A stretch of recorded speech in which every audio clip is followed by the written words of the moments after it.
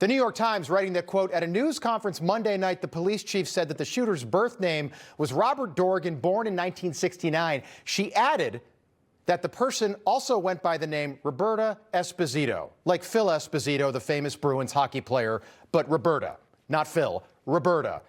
Then the New York Times said, but did not provide further explanation.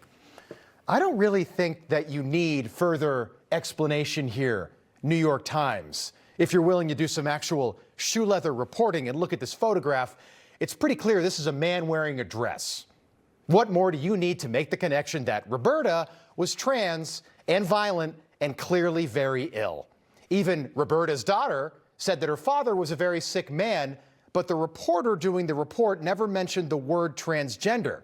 And round we go, spinning this story to fit their narrative because we don't want to offend anyone, right? My father was a shooter. What happened? He shot my family,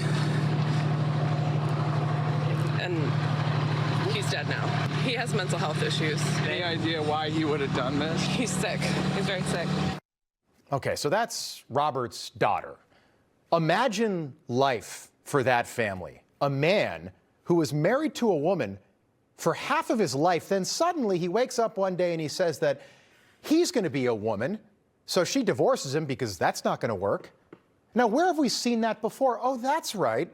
We saw this in the Joe Biden White House with this guy right here.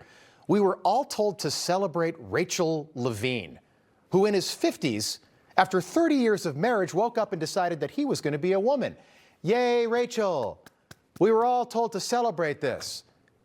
And while the left celebrates that, trans-related gun violence has only gotten worse, and the media continue to pretend that this is some right-wing story, that this is a Finnerty Newsmax story. It's not. And if it is, how do you explain this? That shooting in Canada last week, the shooter was transgender.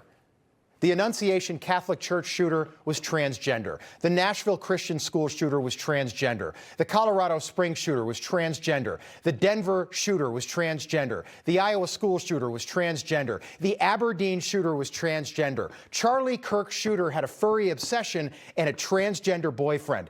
Donald Trump's attempted assassin used they/them pronouns and was also obsessed with furries. All allegedly, reportedly, of course. We have to say that. But do you think maybe there's a connection between all of this radical gender ideology being pushed by the left and the rise in violence from transgender people? We certainly do. Because for years, we've been told to celebrate the trans community, and we've been told to celebrate mental illness. Think about that.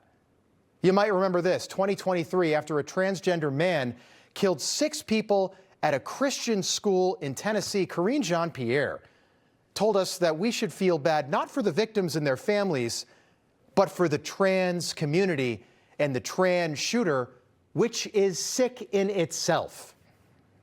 One of the things that we saw during the midterm elections is that people don't want their freedoms to be taken. They want us to fight for their freedoms. And so it is shameful, it is disturbing, and our hearts go out to the trans community as they are under attack right now. If you are a Democrat watching this program, 2 things. 1, welcome. But if you're wondering why Donald Trump is president tonight, this is why. This is why. 6 people are dead, but our hearts go out to the trans community.